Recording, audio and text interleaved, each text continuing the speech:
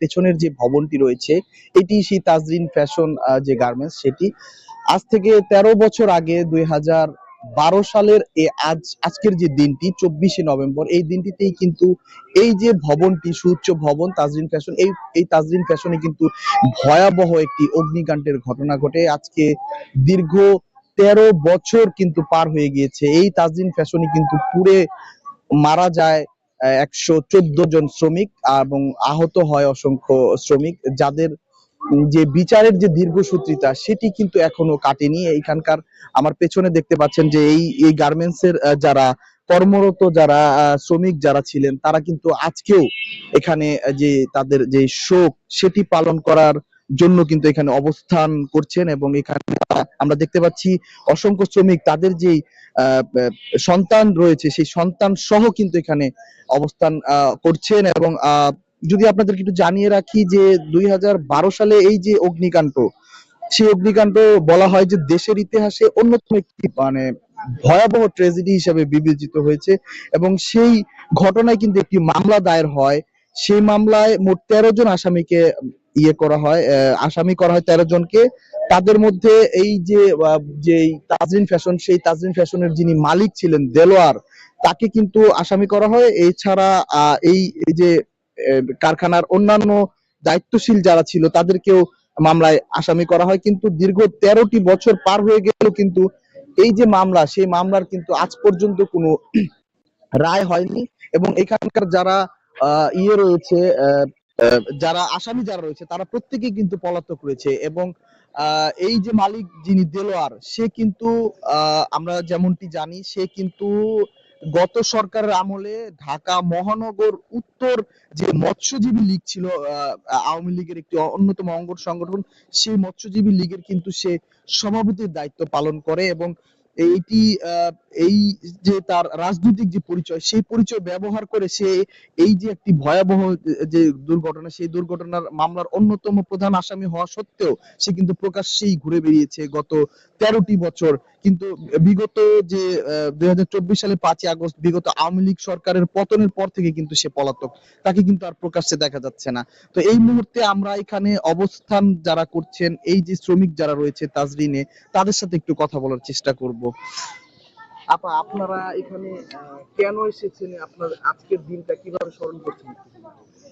আজকের দিনটা বলতে না, আমরা কালকে সন্ধ্যা থেকে সারা রাত পর্যন্ত এ জায়গায় আমাদের অনেক আশেপাশের পরিচিত ভাই বোনেরা মারা গেছে, আর আমরা তো পঙ্গু জীবন নিয়ে ময়লার পাত্রের মতো ঘুরতেছি।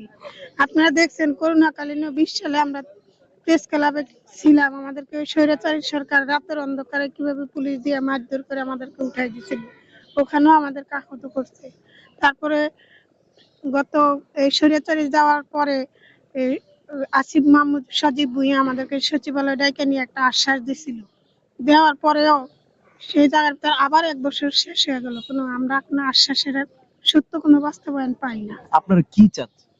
আমরা চাই যে আমাদের এক জীবনের আয় সম পরিমাণ ক্ষতিপূরণ, দ্বিতীয় হলো আমাদের পুনর্বাসন, ৩ নাম্বার হলো আমাদের পরিবারবর্গ সহ সুচিকিৎসা, ৪ নাম্বার হলো মালিকের কোন দেশে থাকে সেখান থেকে ধরে এনে তার শাস্তির আওতায় তার শাস্তি দাবি করি আমরা। আচ্ছা আপা, আপনার সাথে একটু কথা বলি। সেই দিনের স্মৃতির কথা যদি আমাদেরকে একটু বলতেন, কেমন ছিল, কিভাবে আপনি ওখান থেকে বেঁচে ফিরলেন? ওই দিন তো গেটে তালা দেওয়া ছিল, আমরা ঢোকার সাথে ৩ তলা ৫ তলা কাজ করতাম, ৫ তলাতে ৩ তলা আগুনের ধোঁয়া দেখে আমরা নেমে আসছি। পরে সিকিউরিটি আলামিন বলে কিছু হয় নাই, তোমরা উপরে চলে যাও। পরে আমরা মেয়েদের সিঁড়িতে আসছি, আমাদের মেয়েদের সিঁড়িতে সিঁড়ির মধ্যে আগুন। পরে আমি বলছি আপনি বলেন কিছু হয় না, আমরা তো আগুন দেখে আসছি নিচে, তারপরে আমাকে বের দিতেছেন না কেন? কিচ্ছু হয় না, তোমরা উপরে যাও। পরে আলামিন সিকিউরিটি আমি ধাক্কা দিয়া কেসি গেট টান দিয়া পরে ভিতরে ৪-৫ জন আমরা ভিতরে ঢুকছি। ভিতরে ঢোকার পরে আমরা যখন গেট খুলে দেই তখন আমাদের বাকি শ্রমিক গুলা ঢুকে যায়। ঢোকার সাথে সাথে সিকিউরিটি কি করে তালা বন্ধ করে দেয়। তালা বন্ধ করে দিলে সাথে সাথে ফ্লোরের লাইটটা বন্ধ হয়ে যায়, আমরা ধুমাতে কোনো কিছু দেখতে পাই না, অন্ধকার হয়ে গেছিল। তখন 6:45 বাজে, বাহিরেও অন্ধকার, আমরা কোনো আলো পাই না। পরে অনেক চেষ্টা করে আমরা স্যাম্পল রুমে যাই, হাতায় হাতায় মেশিনে বাড়ি টাড়ি খাইয়া স্যাম্পল রুমে যাওয়ার পর আটকে পড়ছি। আটকে পড়ার পরে আমাদের একটা মেকানিক ছিল, আমাদের সুপারভাইজার ছিল ওটার ভিতরে, ওরা হেসকি বিলিট দিয়ে ওই রড গুলা কাটছে, আর বাহির থেকে লোকজন অনেকে সাহায্য করছে। অনেক লোক বের হওয়ার পরে আমি অনেক চেষ্টা কইরা আমি বলছি যে আমি আগুনে পুড়ে মারা যাব না, আমি নিচে পুড়ে মারা গেলে যাতে আমার মা লাশটা পা। ওই আশা আমি লাভ দিছিলাম। তারপর আর আমি কোনো কিছু কইতে পারি না। আমার ওই দিন নারী শিশুতে নেয়, নারী শিশু থেকে রাত 1টা বাজে বের করে দেয়, ঢাকা মেডিকেলে পাঠায়। ঢাকা মেডিকেল থেকে 5 দিন ট্রিটমেন্ট করার পর আমার জ্ঞান ফিরে নাই। 11 দিন পর ট্রমা সেন্টারে আমার জ্ঞান ফিরে, চিকিৎসা হওয়ার পরে 11 দিন পর ট্রমা সেন্টারে আমার জ্ঞান ফিরে দিয়ে আমার মেরুদণ্ড হাড় ভাঙা, ডাইন পায়ের হাড় ভাঙা, বা ডাইন পায়ে বিভিন্ন জায়গায় আমার রড ঢুকছে। আমি এখন তুলি গাড়ে হাড় ফাটা, কারণ বাসে বাড়ি খায় খায় পড়ছি পিছন দিয়ে, এই সাইড দিয়ে। আমি কোন কর্ম করতে পারতেছি না। এই যে 13 বছর পার হয়ে 14 বছরে পড়ছে, আমরা আমাদের দাবিগুলা এখন তুলি বাস্তবায়ন করতে পারতেছি না। স্বৈরাচারী সরকারের আমল থেকে আমরা ওই দাবিগুলা জানাই আসছি। জানি না সরকারে কিসের ব্যর্থতা, যে সরকারই আসে ওই সরকারে মালিক বান্ধব হয়ে যা। আমরা তো শ্রমিক, আমরা তো অর্থনীতির চাকা ঘুরাইছি, আমাদের অপরাধটা কি ছিল? আমরা গরিব অসহায় শ্রমিক দেখে আমরা বিচার পাই না, আমাদের ক্ষতিপূরণ পাই না। আমাদের কাছে আমরা লজ্জা লাগে যে বাংলাদেশে আমাদের জন্ম, কিন্তু বাংলাদেশের অধিকার পাই না। বাংলাদেশের নাগরিক আমরা পরিচয় দিতে আমাদের লজ্জা লাগে। আমরা একজন শ্রমিক, শ্রমিক লজ্জা দিতে আমাদের লজ্জা লাগে, কারণ একজন শ্রমিকের শ্রম দিয়ে এবং অর্থ দিয়ে অর্থনীতির চাকা ঘুরে আজকে আমরা পঙ্গুত্ব জীবন ভোগ করতেছি। আমরা জানি না কোনো নারী বাহিরে থাকে কিনা। আজকে এই দিনটা যে কি ভাষা আমরা প্রকাশ করতে পারবো না। আমাদের পাশে অনেক ভাই বোন মারা গেছে, তাদের স্মরণে আমরা কালকে রাত থেকে এনে আমরা বসছি। আমরা আজকে কত ভাই বোন হারাইছি আমরা একমাত্র জানি। আমার মৃত্যু কি জিনিস আমরা ওই দিন দেখে এসেছি। আল্লাহরে খালি একটা ডাকে দিছি যে আল্লাহ, আমার 2টা বাচ্চার মা ছাড়া আমার পৃথিবীতে কেউ নাই, তুমি আমাকে নতুন জীবন দান করো, আমি বাঁচতে চাই, আমার মায়ের জন্য আমি বাঁচতে চাই। এমন বাঁচাই পাচ্ছি যে বাবা তো নাই, মায়ের বোঝা হয়ে পড়ছি, সমাজের বোঝা, দেশের বোঝা।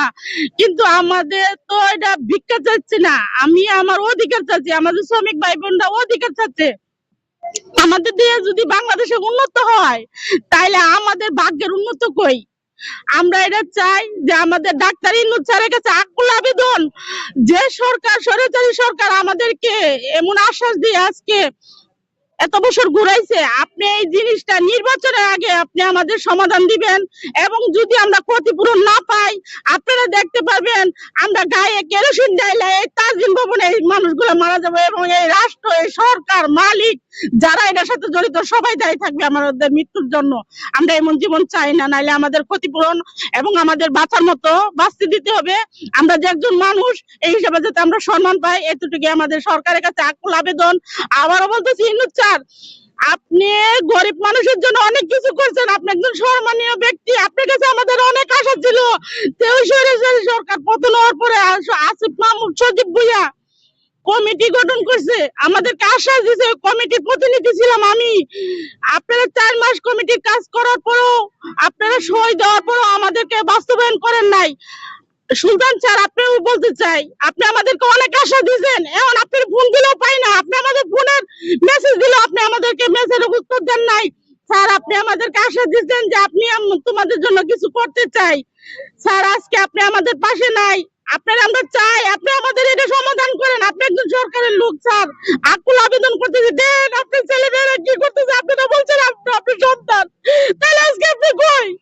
আমাদের কেলিকে রাস্তা দেখতে তাদের ভিতরে আমাদের ভয় লাগে। এই ভিতরে কালকে একটা ছবি না, আমার এই আপা কালকে দৌড় দিয়ে ছাদে উঠতে পড়ছিল যে আমি মারা যাবো। আমরা বুঝতে পারলে আপা একটা দুর্ঘটনা ঘটাইতে পারতো। আমরা দৌড়াদৌড়ি করে আপারে যাই নামায় আনছি রাত্রে বেলা। কিন্তু আমরা এমন জীবন চাই না, আমরা আমার ক্ষতিপূরণ চাই, আমাদের ছেলে মেয়ে বাঁচাতে চাই, আমরা নিজে বাঁচতে চাই, এটাই আমার দাবি। ধন্যবাদ আপনাকে।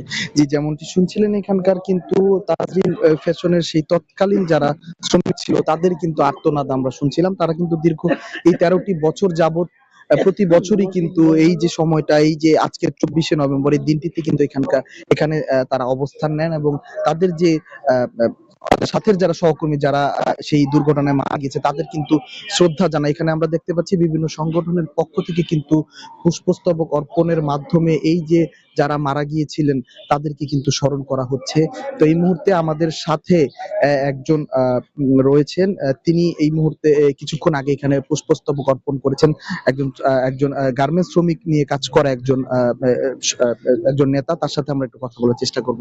যে আমাদেরকে যদি একটু জানাতেন যে আজকের এই ঘটনাটা আপনারা কিভাবে পালন করছেন এবং পুরো বিষয়টা এখন আসলে কি কি পর্যায়ে রয়েছে পুরো মামলার বিষয়টা। আপনারা জানেন যে মামলা যে দাখিল হয়েছিল, মামলা হওয়ার পরে এখানে সাক্ষীরা যাচ্ছে না, এবং সাক্ষী উপস্থিত করার ব্যাপারে সরকারের যে দায়িত্ব বা ভূমিকা সেটাও একেবারেই নেই। আবার সাক্ষী যারা দিতে যাবে তাদের কিন্তু যেহেতু আওয়ামী লীগের নেতা ছিল এই দেলোয়ার, তো তারা হচ্ছে যে সাক্ষী যাতে না যায় সেই জন্য কিন্তু হুমকি ধামকি বিভিন্ন ধরনের তৈরি করে যাতে সাক্ষী কোনোভাবে না যায়, মানে মামলাটা একটা লেন্দি প্রসেস করার জন্য এই মালিক কিন্তু উদ্যোগটা নিছে। এবং বিগত সরকারের আমলে আমরা ধরেন প্রায় 11-12 বছর ধরে আমরা দাবি করে আসছিলাম যে শ্রমিকদের ক্ষতিপূরণ দেওয়া, সুচিকিৎসা দেওয়া এবং পুনর্বাসন করা, কোনোটাই আসলে সেই উদ্যোগটা নেয়নি, কারণ শুধু দলীয় স্বার্থই তারা দেখছে।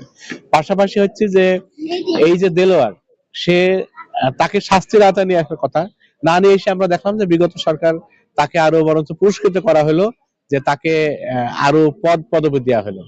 তো আমরা ভাবলাম যে যেহেতু একটা পরিবর্তিত সরকার, 5ই আগস্টের পরে একটা সরকার আসলো এবং সরকার বললেন যে একটা সকল জায়গায় বৈষম্য দূর করা হবে, এবং তাজরিনের শ্রমিকদের নিয়ে সেই সময়কার যে শ্রম উপদেষ্টা আসিফ মাহমুদ ভুইয়া, তিনিও শ্রমিকদের সাথে আলোচনা করলেন।